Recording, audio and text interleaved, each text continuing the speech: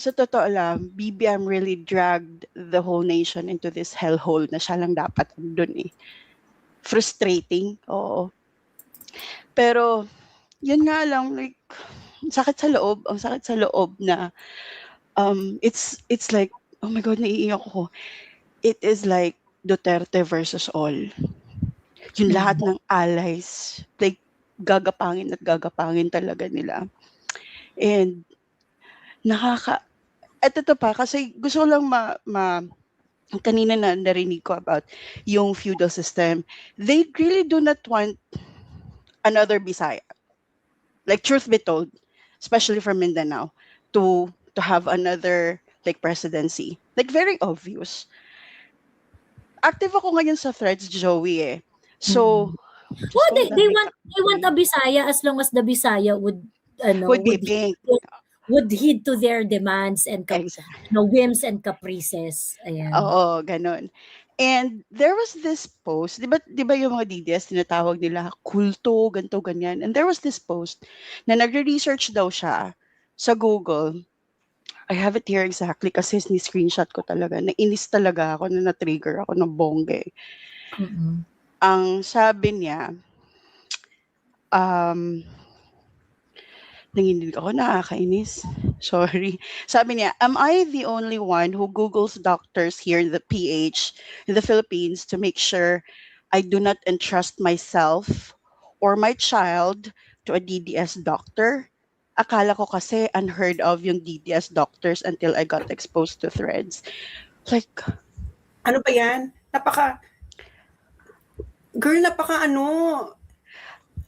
Sino ba yan? Ano ba to, Nazi? Nazi ka ba? Crazy level na. Nazi level, no? Sabi ko, ang lala nyo. Ang lala nyo. You're mentally ill. Like, that's mental illness. Masyado silang seryoso. Bakit kailangan yung... As in, really? Kailangan mo talagang malaman kung sino ang DDS doctor? Bakit hindi lang DDS doctor? Bakit hindi mo na rin alamin kung sinong DDS cashier sa supermarket? Sino ang DDS na labandera? Sino ang DDS na katulong? Sino ang DDS? Lahat na. Sino yung DDS na drivers? Para hindi mo bibigyan ng chance na makapag-overtake, ganyan. Lahat na bakla, bakit maghihinto ka sa doktor? Buuin mo na. Ano ba? DDS na bus driver, ano ba? DDS ka ba, bus driver? Hindi ako sasakit. Baka magkakaroon na tayo ng ID, DDS or Dapat seryosohin nyo. Bakit sa doktor ka lang? Itodo mo na. Lahat na. Lahat ng profession, accountant, waiter, na parang, ibig sabihin, ikaw na ang Karen ng Pilipinas. Correct. I cannot believe na ganyan na very low na talaga yun na level, to be honest. Like, you want to identify anybody na even a matter of life and death, titingnan mo pa, DDS ka ba, Doc? Kasi hindi, can you imagine that scenario na okay, na nabangga ka na and then eventually you need an immediate doctor and the only doctor available is a DDS apparently. So mamamatay ka na lang. I'd rather die. Dapat todo mo na. Dapat pati sepulturero, embalsamador. Lahat na bakla. Bakit kahihinto sa doktor? Kompletuhin mo na. I would like, kung seryoso ka sa buhay, sana ganito, na paglalabas ka ng bahay mo, before you interact with someone, karinderya, Nay, DDS po ba kayo? Kasi kung DDS kayo, hindi ka bibili. Oo. Punta ka rin ng Jollibee, punta ka rin ng fast food.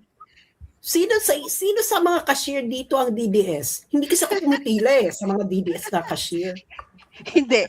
Ano to adobo niyo? Baboy ba nito? Yung may-ari DDS? Kaloka. Exactly. Ito mo na public CR. Yung public CR. Sinong naglinis na to CR na to? Baka DDS. Totoo. Mental illness na talaga actually.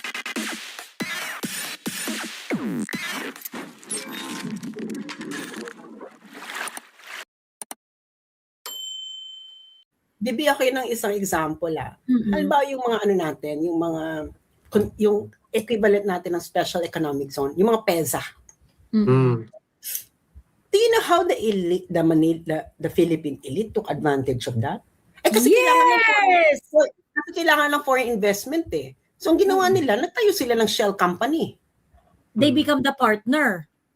They No, become the partner and they enjoy the taxes. Not even the partner. Nagtayo talaga sila ng foreign company, ng shell company, UK, ganyan, Cayman Island. So yun ang ginamit nilang mag-invest doon sa PESA. So they're the same. They enjoy the taxes without really being foreign. They just circulated their wealth. Grabe sila, no? Or sila yung magiging partner. Kailangan mo maging partner kasi kailangan ng partner. So it's still captured. No, it's still captured. Kita mo yung PESA. Bakit yung mga PESA mo sa Pilipinas ay hindi naging katulad ng mga special economic zone ng ibang bansa? Ng China, ng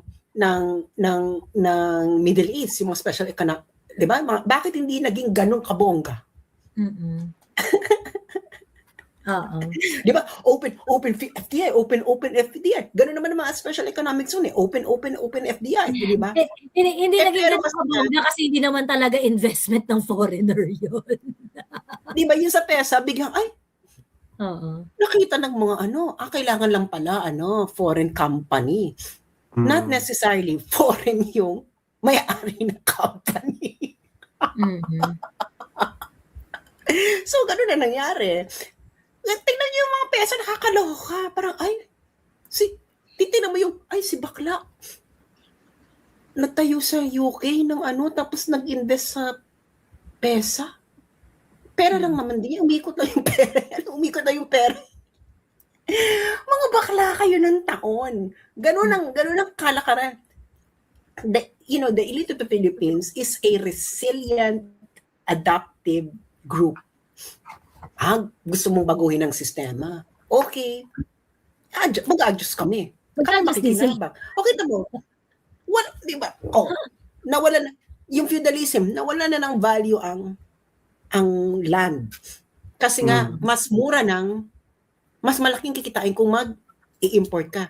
So yung mga shinderos, saan sila nag-transition? Importation. Importer na sila.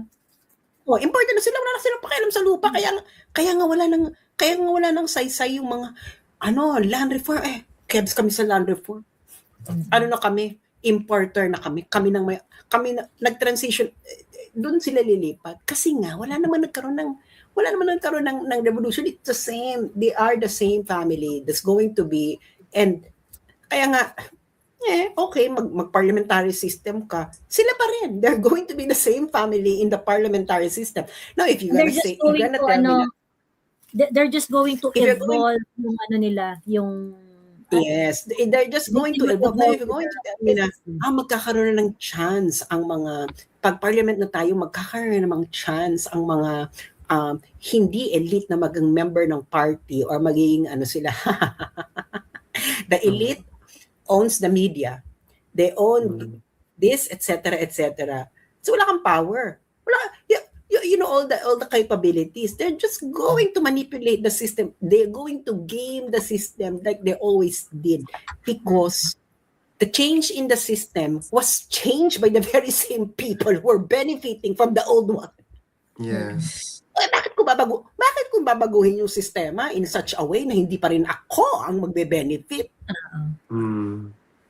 That's why they're so afraid of a Duterte comeback, because according nga kay Antonio Trillanes, if makaupo si VP Inday Sara Duterte, there comes after Congressman Pulong, and then there comes after Mayor Baste, and then perhaps even Kitty. So that's basically 24 years of a Duterte presidency. Hypothetically lang, ha? Because I think it's only the Duterte that sees through the bullshit of the oligarchs or the elites na yun talagang ginawa ni Digong.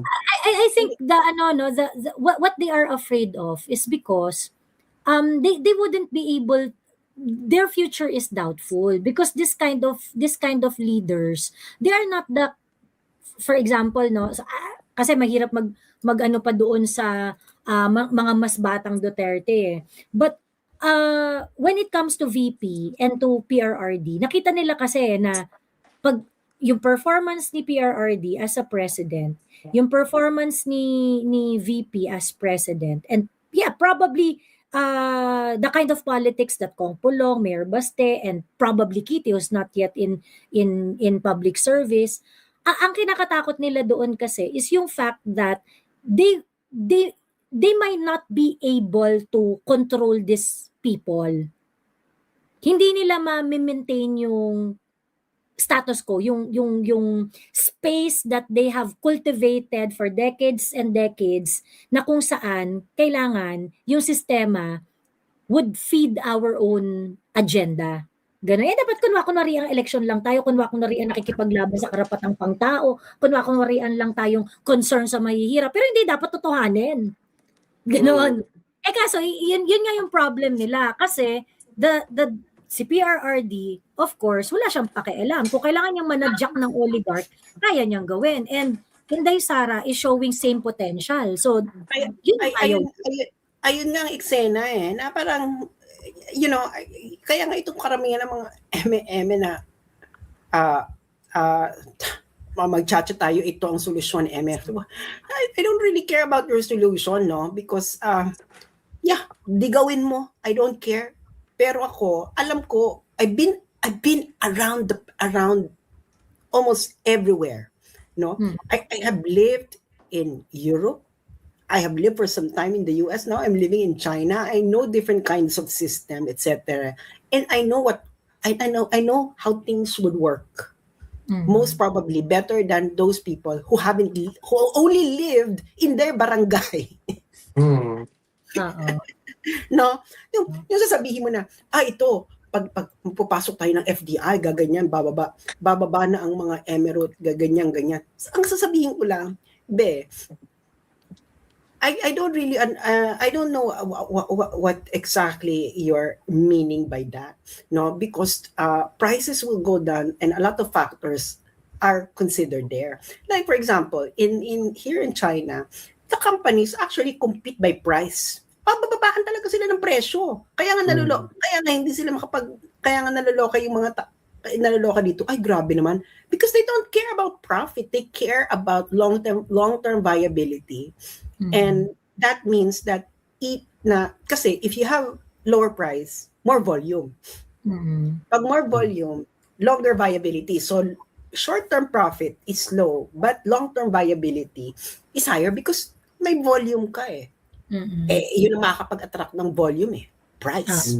Lower your price, higher the volume. Hindi ba? So long-term viability ka.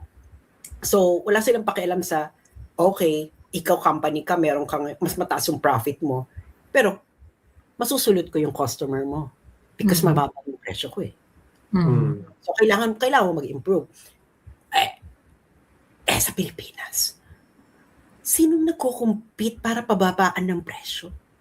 Kaya nga ang mahal ng price ng airplane, di ba? Airfare. Grabe yung airfare ngayon. Alam niyo ba, gusto kong pumunta sa Rage sa Davao. Gusto kong pumunta sa Rage sa Davao. Alvin, grabe, sobrang mahal. As in. Without competition, Joey, talaga, they control the market. As in, Diyos me. Well, maraming airline papunta ng Davao, no? Pero parang, putang ina, talaga ba? Hindi, not enough para magkaroon ng leverage to lower down the price ba? How many airlines ba nandiyan sa Pilipinas? Before? Cebu Pacific. AirAsia. PAL. AirAsia. Eto, mag-ano tayo ha? Punta lang tayo. So, here in Europe, from Netherlands to Spain, if you're lucky, you can get a flight for going there and back for 20 euros.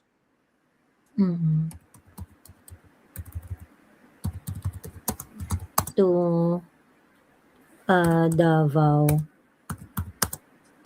May 23. Sayang, no?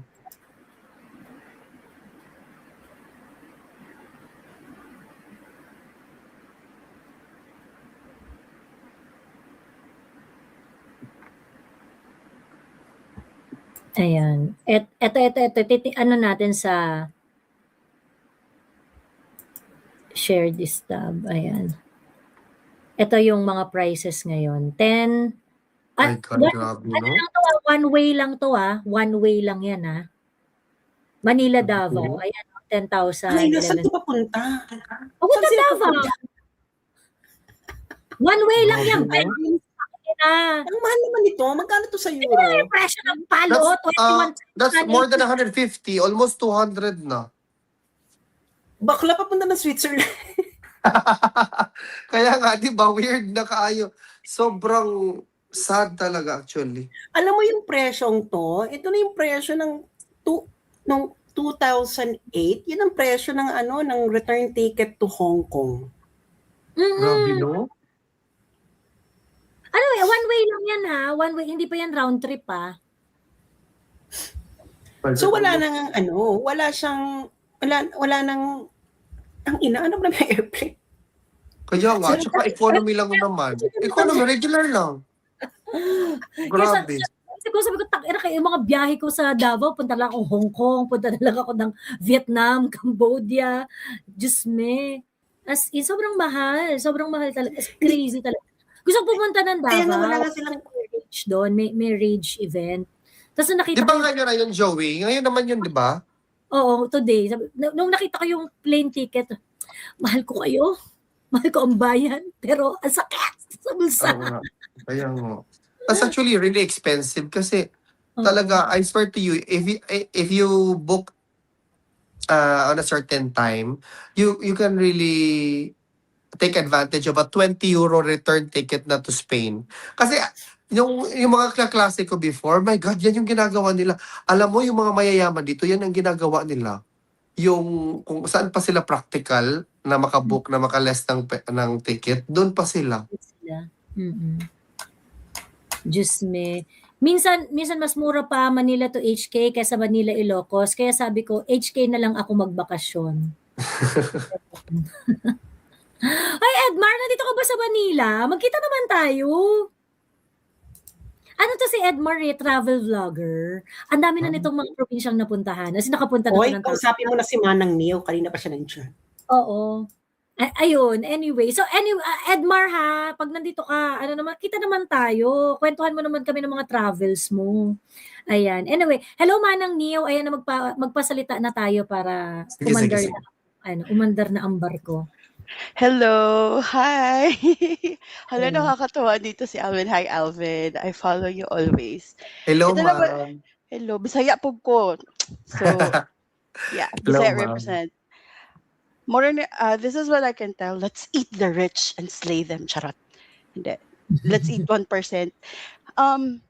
Sa totoo lang, BBM really dragged the whole nation into this hellhole na siya lang dapat andun Frustrating, oo.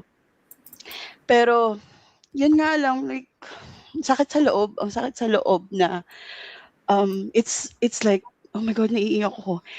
It is like Duterte versus all. Yung lahat ng allies, like, gagapangin talaga nila. And, eto to pa, kasi gusto ko lang kanina na narinig ko about yung feudal system. They really do not want another Bisaya. Like, truth be told, especially from Mindanao, to have another like presidency. Like, very obvious. Active ako ngayon sa threads, Joey Oh, So, they want a Bisaya as long as the Bisaya would be pink. Would heed to their demands and whims and caprices. Ayan. Oo, ganun. And there was this post, di ba yung mga DDS, tinatawag nila kulto, ganto, ganyan. And there was this post na nagre-research daw siya sa Google. I have it here exactly kasi ni-screenshot ko talaga. Nainis talaga ako, na-trigger ako ng bongge. Ang sabi niya, nanginginig ako, nakakainis. Sorry. Sabi niya, am I the only one who Googles doctors here in the PH in the Philippines to make sure I do not entrust myself or my child to a DDS doctor? Akala ko kasi unheard of yung DDS doctors until I got exposed to threads. Like, ano ba yan?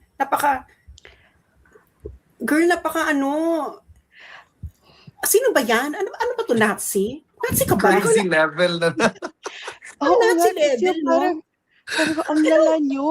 Ang lala nyo. Ang Parang lala. yung, You're mentally ill. Like, Oh. that's mental illness. it Hello, is, Alvin. Sa Netherlands, no? Matindi rin ng labanan ng socialist and Yes. conservative. Pero wala ka maririnig na Correct.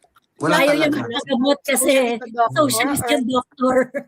And you know what? The conservative politics doctor. here, they're not really discussed like it how we Filipinos are discussing it. Totoo lang. And they don't care. Walang, it will not, Masyado nilang siniseryoso. Bakit kailangan yung...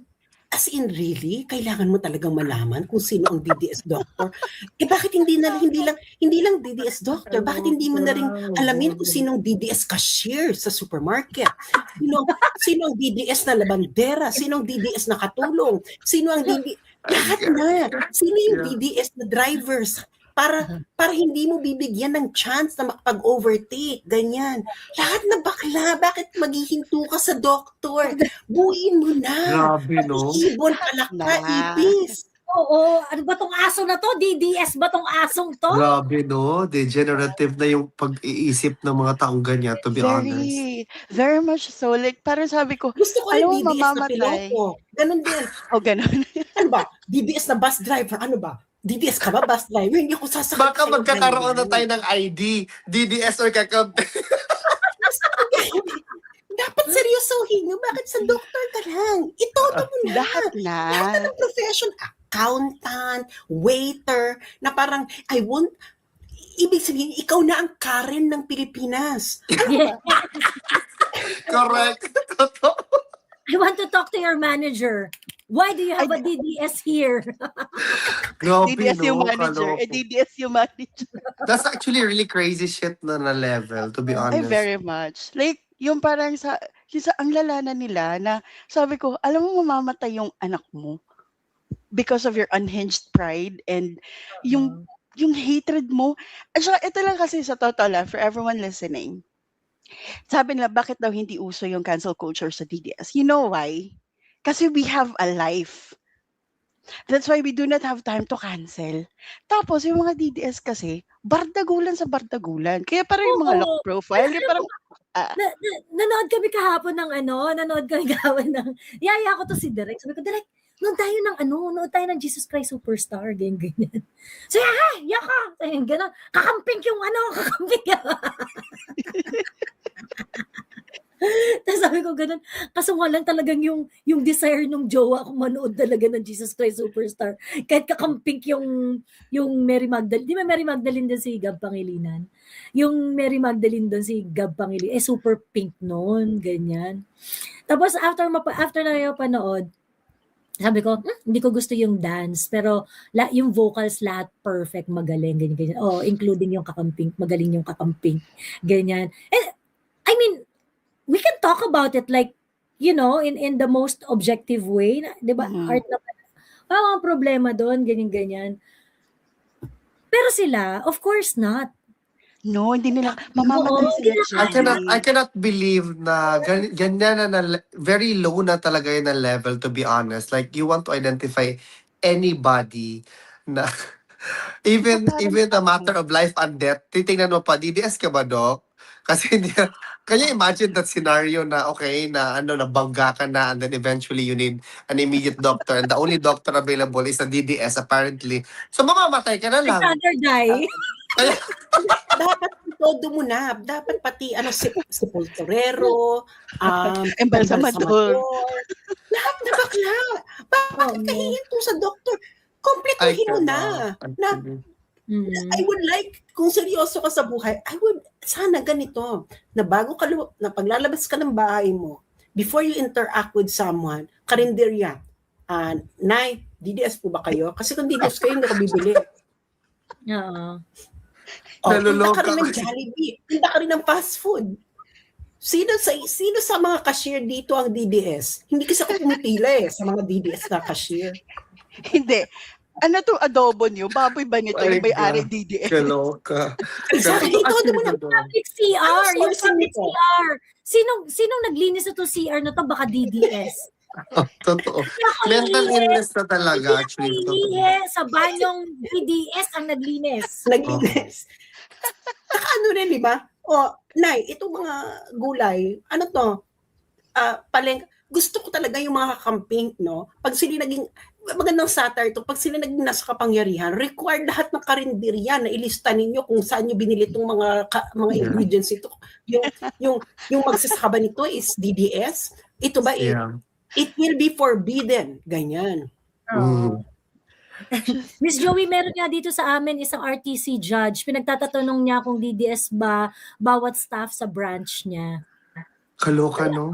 Oh, may meron din dito na ano, sa kapamilya daw nila lahat daw sila kakamping, flex niya raw. Yung hindi lang daw yung DDS lang daw is yung kasambahay nila. Like, Oh my God, anywhere and everywhere, itatanong na kung DDS ka ba o hindi. If you go to Pegasus, Hindi siya sure to dyan. Baka mamaya, Adornes, lahat. yung iba niyang relative baka sinabi, hindi kami DDS para lang hindi niya awayin. oh. Mm. Pero Hindi grabe kayo sure talaga. dyan. Di ba? Hindi kayo sure dyan. Hindi kasi talaga nila kaya makipagbardagulan. Ito lang kasi sa mga DDS kasi, naipagbardagulan. Tapos katapos bardagulan, go back to normal life. In fact, may pagbardagulan nga tayo, may ginagawa eh. Pero sila kasi gumigising talaga na parang, ito lang talaga yung gagawin ko. I will be a DDS hater. Like si Gabe, yung parang pagising niya sa umaga, ito lang talaga yung gagawin niya. Kaya naloloka sila eh. Nasisiraan talaga sila ng ulo. Like, gosh, get a grip. Actually, si Gabe Pineda, ayaw dyan ng mga pink.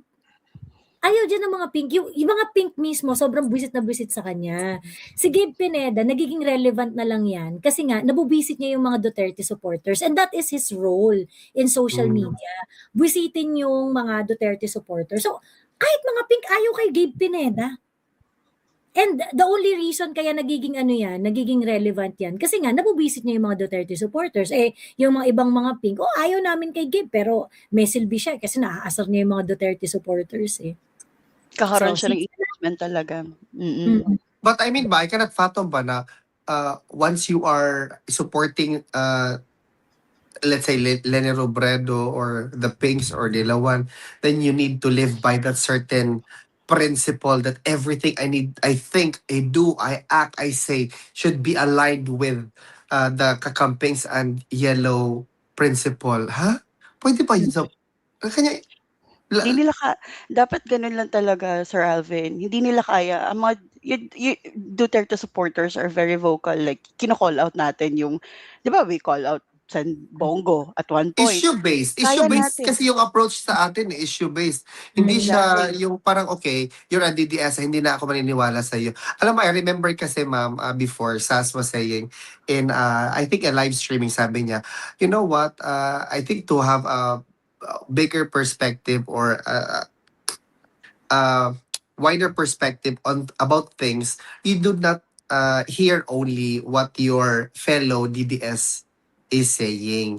Also hear out the other party because perhaps then you gain a different insight, which is totoo. How will you be able to discern na parang katanghan na pala yung ginagawa mo kung hindi mo man lang naririnig if you're not willing to hear out a differing view? Otherwise, you're just going to be blindly following a particular position without putting a critical point of view. Tama ba itong ginagawa? Katulad niyan, na magre-research ka na kung DDS ba yung doktor o hindi, kung sino yung DDS or hindi. You're basically making a problem out of nothing. Kasi, sad. Napaka-unnecessary na hate that they even, di ba, Sas, like, I think that was 2022 na election na yung sinabi pa nila na mga kabataan, kunin niyo daw yung mga cellphones sa mga parents niyo tapos i-change yung algorithm na i-search lang sila ni Robredo. Like, my God, ba't wala sa amin yung ganyan? Di ko mag-gets yung, tsaka yung mga sinasabi nila na, mga DDS nag-aaway-away. Ganito lang kasi yan. Para yan sa pamilya. Yung magkakapatid, mag-away-away kayo because of some differences. But at the end of the day, kung may aaway sa kapatid mo, aawayin nyo lahat. Ganyan din yung mga DDS eh. Away tayo dito, pero pag inaaway nyo, either mga Duterte, kami lahat. Or perhaps Or perhaps, ma'am, tama itong comment ni ma'am mo dito na sabi niya na, True Alvin, kaso kahit nakikinig ako sa kanila, minsan talagang walang sense. Sabi ni DJD Marshall. Kasi totoo naman, sometimes when you listen to the other side of the story, okay, yung position ng kabila, ganyan kasi ginagawa ko. Sabi ko, hindi talaga pwede. It doesn't make sense. So then, you make your own discernment ulit nila. Tama pala ang sinabi ni Joey. Tama pala ang sinabi ni Sas. Tama pala ang sinabi ni ganito, ganyan. Then you actually have already an informed decision na, totoo naman, hindi naman talaga based on the facts and the arguments presented. It doesn't stand. Yeah, meron talagang gano'n na, okay, naririnig mo, but it doesn't make sense. So, yeah, move on. Yun na yun. Mm-mm. Nakakaloka. Ayun. Meron ka pang kwento Manang Neo? Yun sa Cup of Joe na lang. Sabi Sige, ko, go.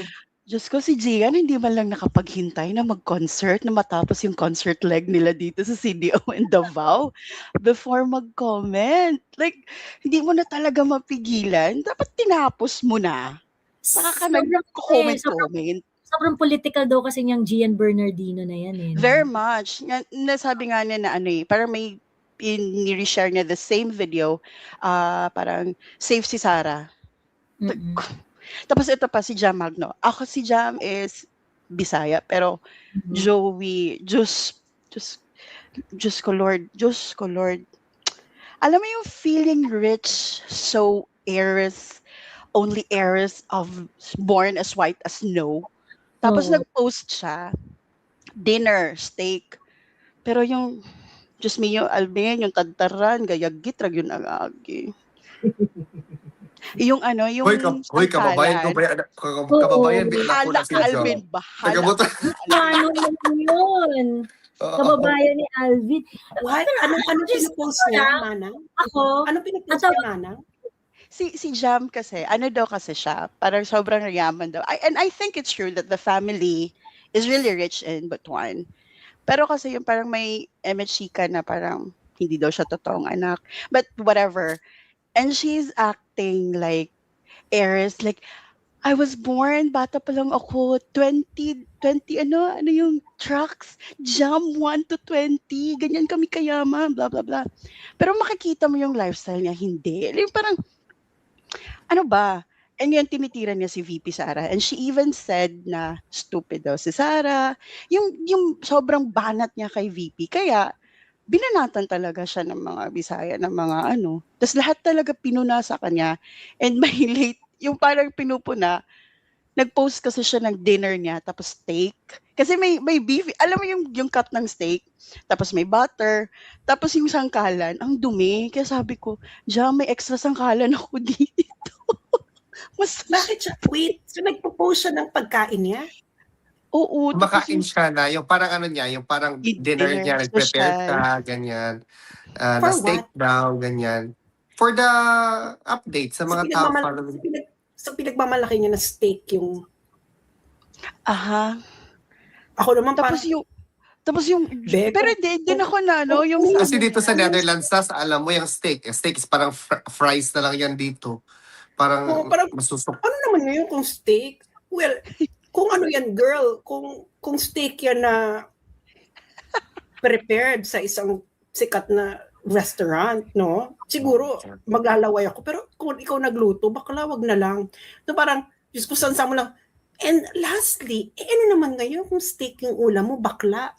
Una-una, eating steak all the time is unhealthy. You're just showing to us that you don't really care about your health. You just like to display your wealth. And that tells me that you are a shitty person inside.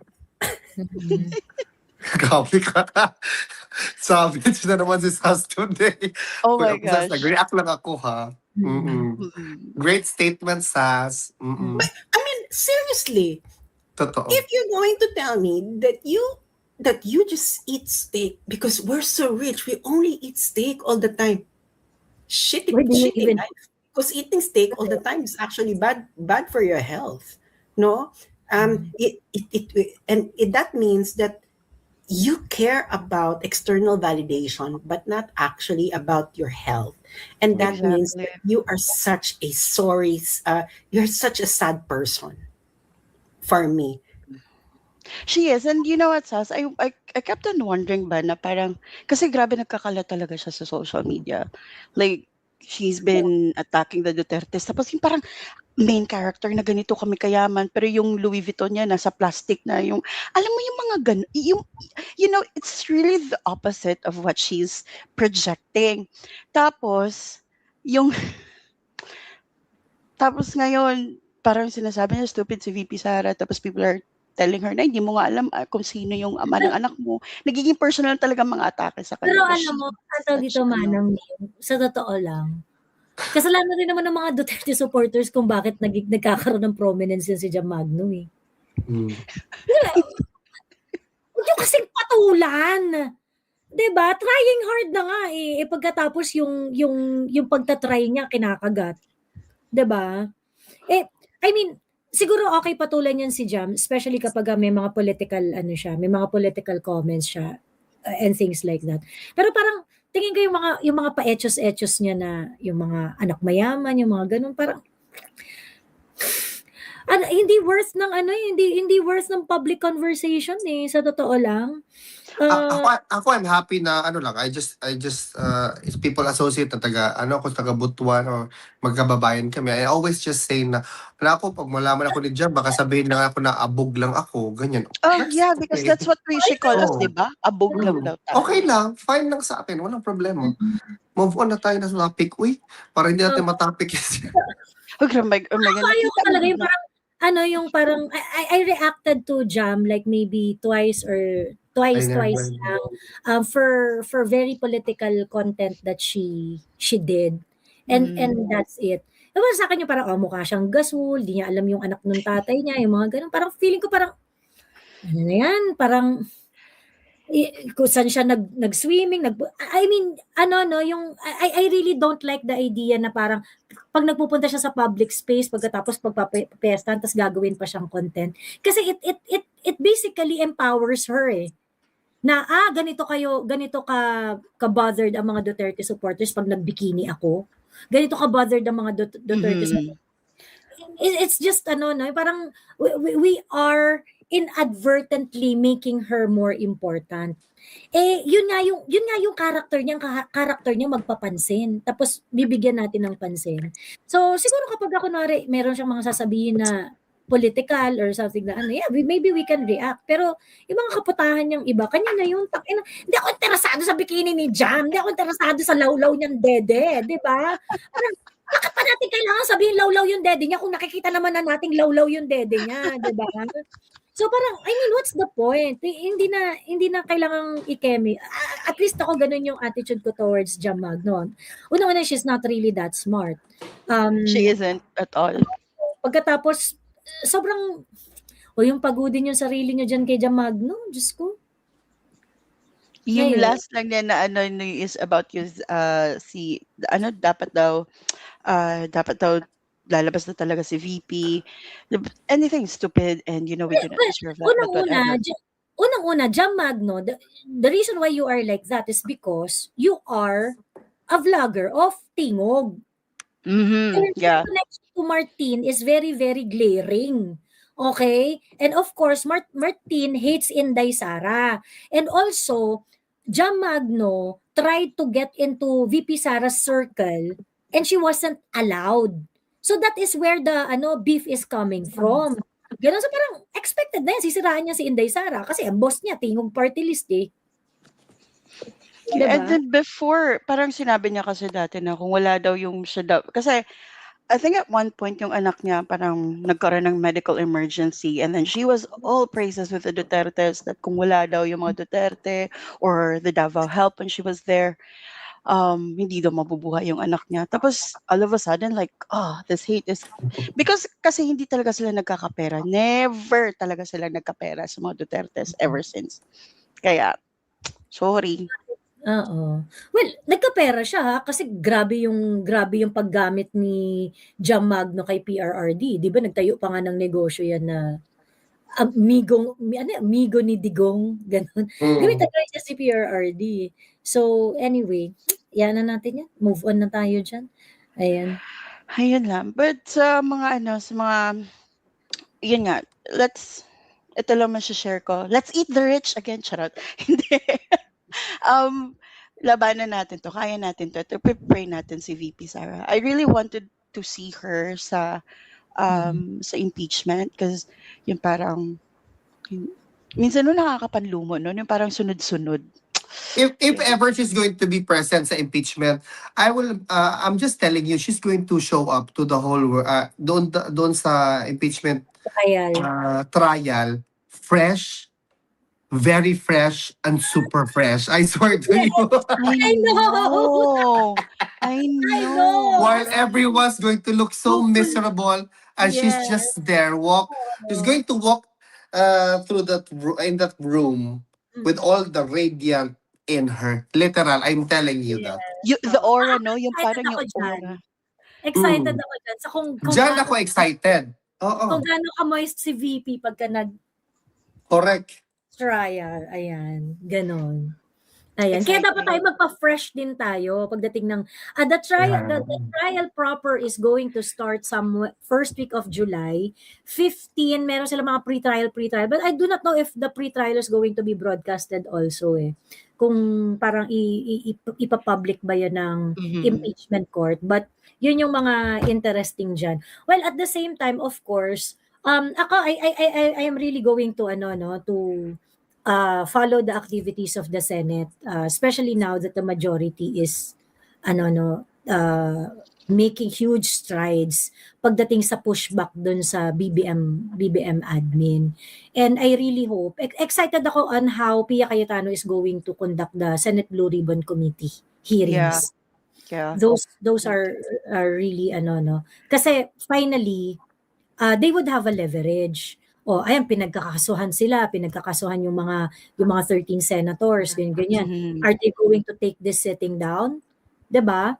May power sila, Senate Blue Ribbon Committee na ngayon kung ma-maintain, there's really no point for the 13 to divide. Kasi as 13 senators, as 13 majority, you own the Senate. You basically own the Senate. So, you would be able to defend yourselves as long as buo kayo. So it's not really practical for them to break up at this point. Right. The consolidation is born out of basic love for the country. Sovereignty based yung kanilang pagkakaisa-isa 'di ba? Aside from the fact, of course, syempre kumbaga para marami sa kanila na tinatarantado ng current administration. So, they might have different motivation on why they consolidated. Pero above anything else, maganda kasi yung what is written on the paper na they consolidated, kicked the Malacanang sanctioned Senate President in Tito Soto. Pero sila, they organize themselves and outside of the shadows of Malacanang. That's really a achievement for huge achievement for the Senate of the Philippines, because in the 4 years of BBM administration, ngayon pa lang tayo merong Senado na ngayon pa lang tayo may Senado na fully independent. And the badges of this independence are, number one, the entire media mechanism are tearing apart the 13. 'Di ba? Binababoy si Cayetano, si Loren Legarda, si Pia Cayetano, kinakasuhan lahat ng mga nandyan sa 13, biglang gusto nilang ipahunting ng bonggang-bongga si Bato, gusto nilang ngayon ipahunting na din si Bongo, and things like that. The artistas are speaking up. Yung mga artista na nagpopolitika, indication yan ng desperation Pag nagsasalita na si Vice Ganda at gusto tayong turuan ni Vice Ganda sa politika, something is really off. Diba? Isa pa yan si Vice actually, to be honest. Nakakainis, Vin, no? Ibig sabihin, na sila, no? Magbabayad ka na ng artista. In the move. Oo. Ibig sabihin, in the move na talaga sila. Talagang, mukhang desperado sila. Kasi naisaan sila ng 13 Diba? Those are the badges that that these 13 are the new majority is independent. Kasi otherwise, kung nakikipag-concession yan sa Malacanang, hindi sila gaganyanin. Hindi sila babastusin ng bonggang-bongga. And probably, with all due respect kay Chisa Escudero, probably si Chisa Escudero, that was the reason. Kasi syempre, at the end, naintindihan ko naman yung move ni Chisa Escudero in hindsight, nung siya yung Senate President, she is trying to appease, function, she tried to function as independent as possible, but at the same time, caters to Malacanang to certain extent para hindi sila awayin ng Malacanang, para hindi sila tira-tirahin ng Malacanang and things like that. Kumbaga parang bilang politician, ang gusto niya kung ma-maintain natin yung peaceful balance of things with the Senate doing its own thing and then catering to some of the needs of Malacanang para hindi siya tira-tirahin ng Malacanang, doon siya pupunta. Ganon. Ganon ang politiko eh. When the Tito Soto Senate kasi si Mig Zubiri hindi sinunod ang Malacanang doon sa PI. Remember? Kaya napalitan si Migs. Chis Escudero, hindi siya sumunod doon sa script ng flood control and doon sa impeachment. 'Di ba? So that is why napalitan si Cheese, naging si Tito Soto. Tito Soto is the most tuta Senate President in the entire 4 years of BBM administration. Siya talaga yung pinakatuta. Kasi pag sinabi sa kanyang tuwad talaga si Tito Soto eh. 'Di ba? Talagang kasi hodang magpa-aresto siya ng kapwa niya senador. Alam mo yon, kumain ng tae talaga si Tito Soto dito. Para lang mapagsilbihan yung amo niya sa Malacanang. So now we have a Senate President. We now have a Senate majority that doesn't give a fuck kung ano ang gusto ng Malacanang. And let us hope that they are going to stay that way. And let us really encourage them. Alam mo, the 13 senators are still 13 republics eh. Their interests are going to change and maybe the interests may not align sa iisang lugar moving forward. Hindi natin alam kung hanggang kailan yan magsistick together eh. But let us give them all the reason to stick together. Let us give them the reason that, whatever it is that you're doing, push back, suportado kayo ng taong bayan as long as you're going to represent us. Diba? Yeah. As long as you're going to listen to the people, we're going to be right behind you. So, sabi ni Ben Mandap, remember Joey, APC is kalaban ni Bongbong, ni BBM noong 2016 VP election. Ano masasabi ni APC about BBM during 2016 debate? Hindi, tsaka anti-Duterte talaga to si anti-Marcos talaga tong si... Consistent si APC. Consistent siya. To be fair to him. And I think he's very, very level-headed. Seeing APC, kahit na parang may sila ni VP Sara, pero I think I see it na very level-headed siya. So, he's a good choice to be the Senate President. And, nga pala, Joey and Sas, kasi kanina, yung parang sinabi na yung prosecutor daw are talking about hostile witnesses sa impeachment. What does that exactly mean though? Prosecutor saan? Ay, prosecutor ng impeachment. Oo. Yung prosecutor na HOR members? Oo, sabi nila na kukuha daw sila ng parang if they're gonna call hostile witnesses. Di ko mag-gets kung ano yung ibig sabihin ng hostile witnesses. And ang hostile witness is hindi mo alam kung yung witness na yon is going to go your way or not.